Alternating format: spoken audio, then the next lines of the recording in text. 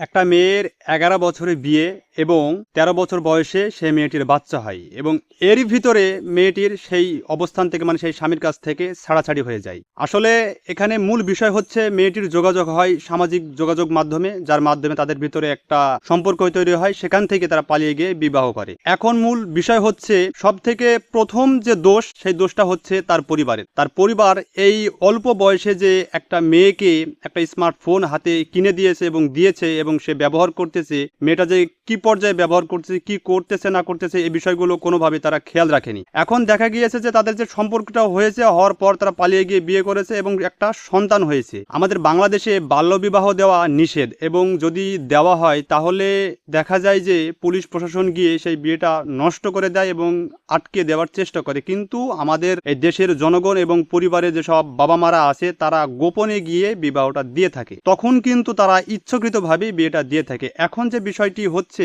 সেটা হচ্ছে এই স্মার্ট বাংলাদেশে শুধু ছেলে মেয়েদের হাতে ফোন তুলে দেওয়ার কারণেই কিন্তু বর্তমানে এই বিষয়টি সবদিকে বেশি হচ্ছে। একটু খেয়াল করে দেখেন, পরকীয়া বলেন, এই যে অল্প বয়সে বিয়ে বলেন, পালিয়ে যাওয়া বলেন, বিভিন্ন ঘটনা কিন্তু আমরা সামাজিক যোগাযোগ মাধ্যমে দেখতে পাচ্ছি। এর একটি কারণ তার হচ্ছে যে এই যে আমরা স্মার্ট বাংলাদেশে বসবাস করছি না, আমাদের সন্তানদেরকে স্মার্ট তৈরি করার জন্য আমরা স্মার্টফোন ব্যবহার করতে দিচ্ছি। এখন যে বিষয়টি হচ্ছে, একটা মেয়ের কিন্তু সংসার ভাঙার জন্য সর্বপ্রথম দায়ী থাকে তার মা। তার মা যদি খারাপ হয় তাহলে দেখা যায় যে সেই মেয়েটির সংসার অতি দ্রুত নষ্ট হয়ে যায় এবং সেই মেয়েটাও নষ্ট হয় শুধু তার মায়ের কারণে। এখন মূল বিষয় হচ্ছে ১১ বছর বয়সে যে মেয়েটি প্রেম করে বিয়ে করলো এবং ১৩ বছর বয়সে যে বিচ্ছেদ ঘটলো, নষ্টটা হলো তো সেই মেয়ের জীবন, তাই না? এই যে এই বিষয়টি আমি যদি একটু অনুধাবন করে আপনাদের বলি, ১৮ থেকে ২০ বছর বয়সে যদি একটা ছেলেকে যদি বিয়ে দেওয়ার জন্য চেষ্টা করা হয় তাহলে মেয়ের পরিবারের ফ্যামিলির লোকজন বলবে কি যে ছেলে তো বয়স অল্প,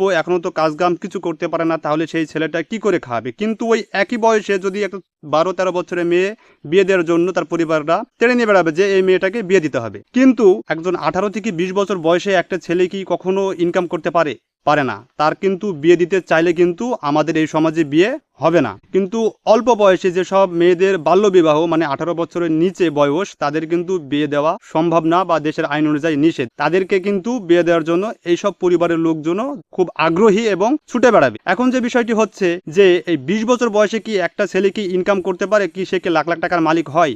যেই পরিবার এবং যে মা বাবা বিয়ে দেওয়ার জন্য প্রস্তুত করছে তার মেয়েকে, সেই বাবাই কি ১৮ থেকে ২০ বছর বয়সে অধিক টাকার মালিক হয়ে গিয়েছিল? হয়নি তো। তাহলে এখন যে বিষয়টি হচ্ছে সেটা হচ্ছে আমাদের এই দেশের মানুষজন এমন কেন, আর আমাদের এই সমাজটা পরিবর্তন হবে কবে? এই যে অল্প টাকায় আপনি একটা ফোন কিনে দিয়েছেন আপনার মেয়েকে, আপনি খোঁজ নিয়ে দেখেন আপনার মেয়ে কোন ছেলের সাথে সম্পর্ক করছে, কোথায় কোথায় সম্পর্ক করছে তার কোনো ঠিক নেই। আপনি নির্দিষ্ট টাইমে আপনার মেয়ের ১৮ বছর বয়স পর্যন্ত হওয়ার আগেই দেখবেন আপনার মেয়ে কোন ছেলের হাত ধরে পালিয়ে গিয়েছে, আপনি যার হদিস পর্যন্ত খুঁজে পাবেন না। এর কারণ কি? আপনি আপনার মেয়েকে একটা স্মার্টফোন কিনে দিয়েছেন, তো আপনাকে আর ছেলে খোঁজা লাগবে না, ছেলের অভাব নাই।